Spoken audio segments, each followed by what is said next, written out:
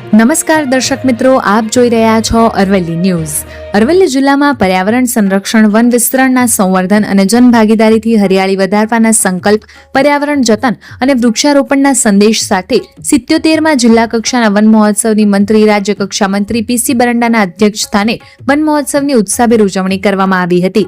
જ્યાં મેઘરાજાની સરકારી વિનયન અને વાણિજ્ય કોલેજ ખાતે યોજાયેલા વન મહોત્સવમાં કાર્યક્રમમાં જિલ્લા પંચાયતના પ્રમુખ શ્રી મયુર પટેલ, જિલ્લા પોલીસ વડા મનોહરસિંહ જાડેજા, આઈએફએસ નાયબ વન સંરક્ષક શ્રી કેવડિયા, વિભાગના શ્રી પ્રસાદ રવિ રાધાકૃષ્ણ, આઈએફએસ નાયબ વન સંરક્ષણ સામાજિક વનીકરણ વિભાગ સાબરકાંઠાના ડોક્ટર ડીએફ ગઢવી, આઈએફએસ નાયબ વન સંરક્ષક અરવલ્લી વન વિભાગ શ્રીકાંત ગેલકંદ્રે, જિલ્લા અને તાલુકાના પદાધિકારીઓ, રેન્જ ફોરેસ્ટ ઓફિસરો સહિત સામાજિક વનીકરણ વિભાગના અધિકારીઓ, કર્મચારીઓ તેમજ સ્થાનિક આગેવાનો ઉપસ્થિત રહ્યા હતા.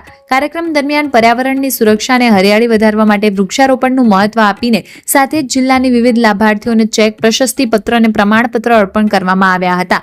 આ વર્ષે 35 લાખથી વધુ વૃક્ષોનું વાવેતર કરવાનું આયોજન છે. એક પેડ માં કે નામ અંતર્ગત પણ મોટી સંખ્યામાં વૃક્ષોનું વાવેતર થયું છે. ત્યારે વન મહોત્સવ પર આપણે સૌએ વધુમાં વધુ વૃક્ષો વાવી તેનું જતન, સંવર્ધન કરવાનો સંકલ્પ લેવો જોઈએ. પ્રદૂષણ, જળ સંકટ અને આબોહવામાં થઈ રહેલા ફેરફારો સામે વૃક્ષારોપણ તથા વન સંરક્ષણ મહત્વપૂર્ણ ઉપાય છે. ત્યારે આ વર્ષે વન મહોત્સવ માત્ર વૃક્ષારોપણ પૂરતું સીમિત ન રહે, પરંતુ વાવેલા વૃક્ષોની યોગ્ય માવજત અને સંરક્ષણ દ્વારા તેને લોકભાગીદારીના અભિયાન તરીકે આગળ વધારવા પણ તેમણે ભાર મૂક્યો હતો. આ પ્રસંગે મોટી સંખ્યામાં ગ્રામજનો, નગરજનો અને કોલેજના વિદ્યાર્થીઓ ઉત્સાહભેર જોડાયા હતા. ઉપસ્થિત તમામ મહાનુભાવો દ્વારા કોલેજ કેમ્પસમાં છોડ વાવીને એક પેડ માં કે નામ અને હરિયાળા ગુજરાતનો સંદેશ આપવામાં આવ્યો હતો. વૈભવ રાઠોડ, અરવલ્લી ન્યૂઝ, મોડાસા. આજે અરવલ્લી જિલ્લાનો વન મહોત્સવ મેઘરજ ખાતે ઉજવવામાં આવ્યો. એમાં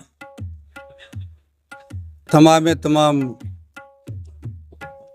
પદાધિકારીઓ શું ઉપસ્થિત રહ્યા, વન વિભાગ ઉપસ્થિત રહ્યું, વહીવટી તંત્ર પણ ઉપસ્થિત રહ્યું અને મોટી સંખ્યામાં ગ્રામજનો, ભાઈઓ અને બહેનો ઉપસ્થિત રહ્યા. અને આજે આ 77માં વન મહોત્સવની અંદર ગામડાની અંદર કેવી રીતે વધારે વૃક્ષો વવાય અને માનનીય પ્રધાનમંત્રીશ્રીનું આહવાન છે કે આખા દેશની અંદર એક પેડ માં કે નામ પર એ અભિયાન 3 અંતર્ગત આખા દેશની અંદર આ વૃક્ષ વવાય અને વધારેમાં વધારે આ ગુજરાત હરિયાળું બને એ માટેના તમામ પ્રયત્નો આ વન વિભાગ દ્વારા કરવામાં આવશે.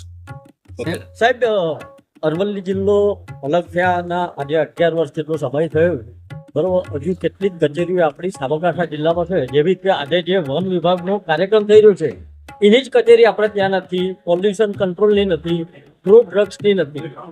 એક મંત્રી તરીકે મેં આ સરકારની અંદર જેટલી ઓફિસો આપણી જે અરવલ્લીની બાકી છે અને જે સાબરકાંઠામાં ચાલી રહી છે એના લગભગ 3-4 મહિનાની અંદર આ તમામ ઓફિસો આપણી અરવલ્લી જિલ્લામાં આવે એવા મેં પ્રયત્નો કર્યા છે અને ટૂંક સમયમાં તમામ ઓફિસો અહીંયા અરવલ્લી જિલ્લામાં આવી જશે.